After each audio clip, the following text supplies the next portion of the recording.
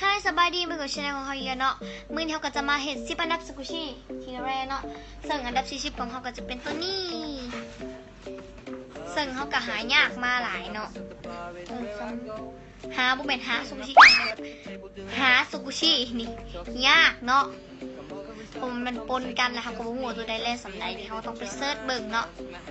เราต้องไปเบิ่งเขารีวิวเนาะโอเคว่ะอันดับที่10ของเขาก็จะเป็นปาเทยากิเนาะผมมีขายแล้ว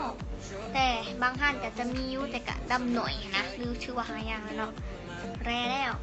อันดับที่10อันดับที่9ก็จะเป็น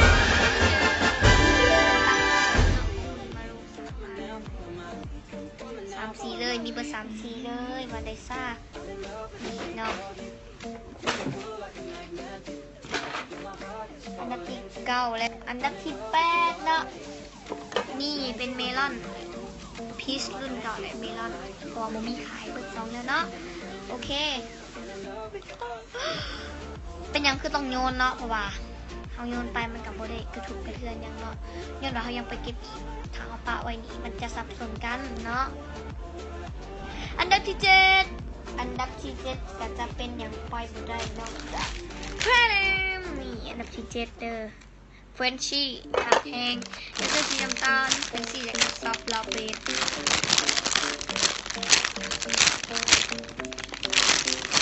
อันดับที่7อันดับที่6จะดื่มเป็นสีสตรอเบอรี่สีช็อกโกแลตนะคะสีนี้เนาะมีเบอร์3คือเก่าอีกแล้วว้าว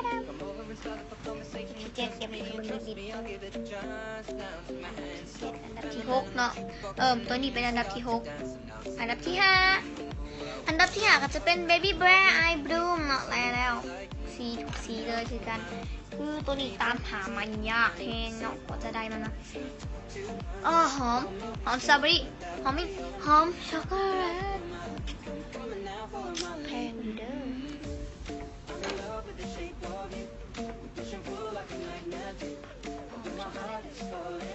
ต้องไว้โคตร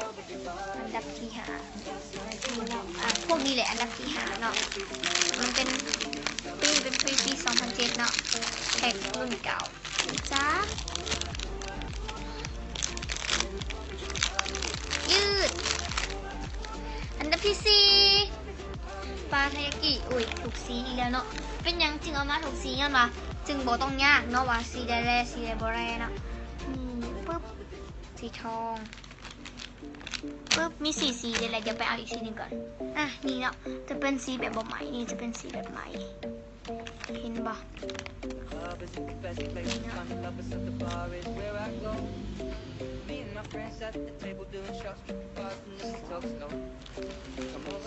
ซึ่งปลาเทลิกีเขามีร้อนสีเนาะสีโบได้แล้วก็จะเป็นอันนี้เนาะอันนี้จะเป็นปลาโอ้ยเป็นว้าวโบเนาะซาลาเปาไอบลูมแรเป็นเก่าแพ็กเกจใสเนาะหอมหมูสับแต่มันติดแพ็กเกจมันจะมีผักค่ะมันเป็นสีดำอันดับที่3แล้วเนาะไก่เข้ามาแล้วก็จะเป็นขวดนมไอบลูมเขามีขวดนมไอบลูมไหนมาจากใส่เสือเนาะ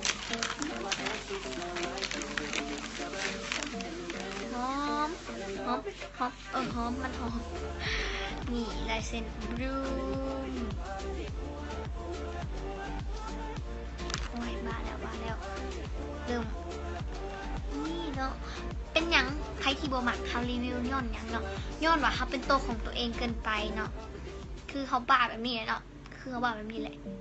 เขาแบบว่าโดยสบายดีเนาะแบบไม่ใช่แล้วมันไม่ใช่แล้ว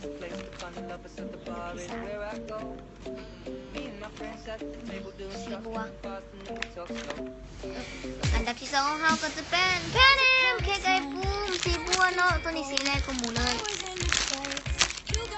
สีแรกก็ถูกสีเลยเนาะเป็นอย่างเขาคุณยันหรอคะไปเบิ่งซ่องชแนลของฟิล์มรีวิวแล้วก็จะบอกว่าสีนี่มันสีที่แรกก็หมูเลยนะคะอยากก็หมูเลยซึ่งเรากับอันดับที่1ของเราก็จะเป็นตัวนี้ซึ่งอันดับที่1ของเขาโมเมนต์ตัวนี้เนาะตัวนี้เป็นอันดับที่2อันดับที่1ของเขานั่นจะเป็นตัวเขาจะผลิต2 เสียง2 สีซึ่งเขาเห็นอันนี้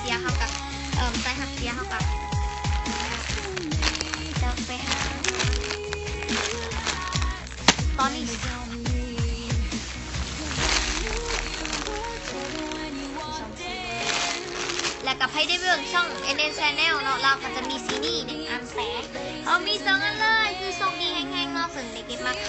ผมทิ้งไป3 อันได้แหละตัวนี้บ่มีแพ็กเกจเก็บเลยบ่มีแพ็กเกจเนาะเป็นของแท้คือกันเหมือนกับแท็กเจอร์เนาะ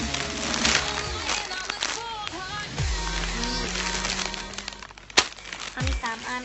โอเคสำหรับยินดีต้องขอลาไปก่อนถึงได้ไงลืมกดไลค์กดแชร์กด subscribe และกดติดตามคุณว่ากินใหม่ๆจากวันเดิมสำหรับยินดีกับรับชมบ๊ายบาย